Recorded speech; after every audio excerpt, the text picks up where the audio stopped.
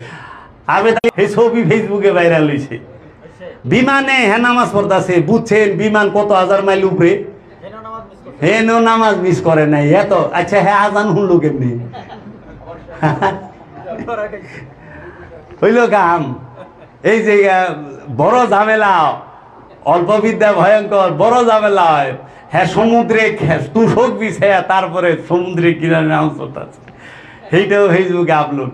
কোনো জায়গা বাদ হয় না, গাড়িতে বিমানে সভানে কোরবানি তো করছে, কিন্তু বাবারে বাবা এমন চুরি করছে, আল্লাহ রে আল্লাহ। ওই যে যেরকম আরেকজনে খাসি কিনা বিপদে পড়ে গেছে, হজও করছে নামাজও পড়ছে, কিন্তু সত্য হইতে পারলো না। হজের পরে মানুষ মাসুম হইয়া যায়, কাবা তোয়াব করলে মাসুম হয়, হাজারে আসওয়াদ চুমা দিলে সে বেগুনাহ হয়। শরীয়তে বলে যে হাজির পায়ের দিকে চাইলে চোখে জুতি বাড়ে। কি কর ওখানে হ্যাগো পায়ের দিকে চাইলে চোখে জুতি পারবো, হ্যাগো চেহারার দিকে চাইলে চরিত্রই খারাপ হয়ে যাব। আমি এখানেই রাখি, দয়ালের কাছে দয়া ভিক্ষা চাই।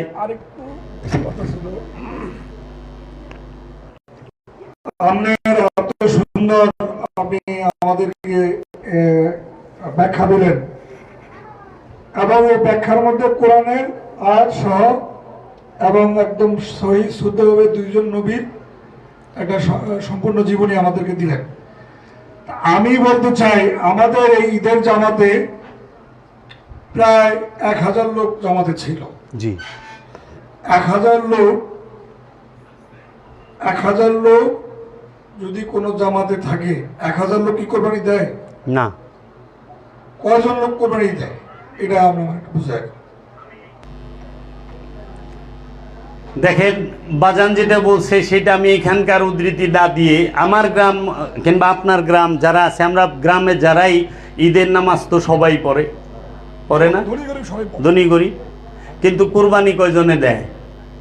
কুরবানি সবাই দেয় না, কুরবানির গোশত সবাই মোটামুটি কম বেশি খায়।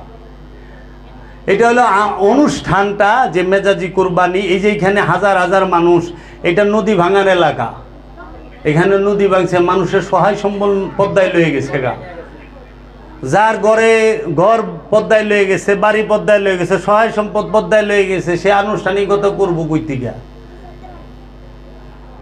কুরবানিটা কি মেজাজি কুরবানিটা, যে তাও তো যে বছরে কামাই রুজি কইরা খায়া দায়া যা বাঁচবো, এইটা রোজার মধ্যে জাকাত দেয় আর এই জিলহজ মাসে কুরবানি করে। কিন্তু কুরবানির মূলই হইল যে হাজি হ্যাঁ কুরবানি করবো, শরীয়তে মেজাজিতে হাজির কুরবানি করতে হবে মিনায় যায়া, কারণ শয়তানরে পাথর মারলেই কুরবানি লাজিম, কুরবানি করতেই অবশ্যই। এবং কুরবানি করার পরে কি করান লাগবে জানেন? মাথাটা নেড়া করান লাগবে। মানে আপনারা তো কেউ কুরবানি করে মাথা নেড়া করেন না, করেন? কুরবানির পরে মাথা নেড়া করে কেন? এই যে মাথার চুল ফালাই দেয়, নাইরা করি না আমরা, নাইরা কয়ে নাইরা হইছে, বেল মাথা করে না টাক মাথা করে। এইটা হলো মেজাজি প্রতীক, যে আমি হজ করছি, কাবা তোয়াব করছি, আমি শয়তানকে হৃদয় থেকে ঢিলাইয়া খেদাই দিছি, মিনা দিয়া বাইরে গেছে শয়তান। এখন আমি পশুর যে আমিত্ব ছিল সেইটারও জব করছি এই মেজাজি পশুর মাধ্যমে। এখন আমার অন্তরে এবং মাথায় যত প্রকার স্মৃতি বুদ্ধি কুবুদ্ধি যা ছিল, কুবুদ্ধি কুচিন্তা সব চাইছা ফালাই দিলাম। এটার মেজাজি রূপ হলে চুলগিলা চাইছা ফালাই দেয়, মাথা চাইছা চুল ফালায়, মাথা মুন্ডন করে, মানে কুবুদ্ধি ফালাই দিলাম মাথার থেকে। তাইলে মাথার মধ্যে যা জৈমা ছিল তো কাল স্মৃতি এবং কুবুদ্ধি সব চাইছা ফালাই দিয়া একদম নিষ্পাপ শিশু, নবজাতক শিশুর মতো মাসুম হইয়া পবিত্র হইয়া আমি দেশে আসলাম। কিন্তু দিহি চাচা মেয়ে কয়দিন পরেই মারামারি, আইল ঠেলা ঠেলি, জাগা দখল শুরু হয়ে গেছে গা, মামলা মোকদ্দমায় জড়ায় গেছে। তাইলে চাচা চুল যে ফালাইলেন হাকিকত তো ভাইলাম না। চুল ফালানির হাকিকত কি? মাথা মুন্ডন করার হাকিকত কি? এর জন্য হাজি সাহেবরা অনেকে নিজেরাও জানেন না যে সাফা মারোয়া পাহাড়টা কেন দৌড়ায়। সাফা মারোয়া পাহাড় দৌড়ানো কার সুন্নত? এইটা মা হাজেরার সুন্নত, নবীর সুন্নত না, অলির সুন্নত। অলি মানবো না? ওহাবি খারিজি রে, সালাফি রে, আল্লাহ অলি মানায় ছেড়ে দেয়। কারণ মা হাজেরার সুন্নত, ইব্রাহিম নবী, ইসমাইল নবী এই সাফা মারোয়া পাহাড় দৌড়ায় নাই, সাফা মারোয়া পাহাড় দৌড়াইছে মা হাজেরা। ইসমাইল নবীর মায় দৌড়াইছে, উঠছে নামছে।